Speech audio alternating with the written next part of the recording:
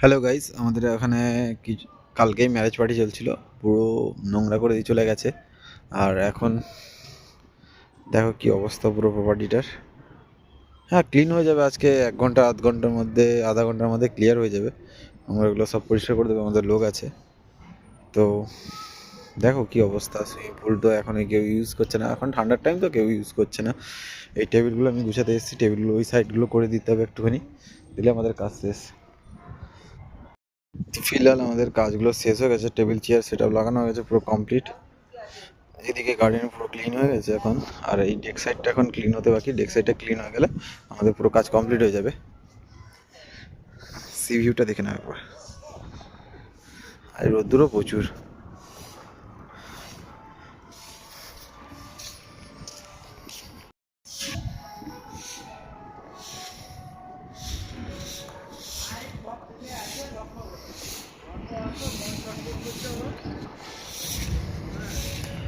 চলো bye bye, tata.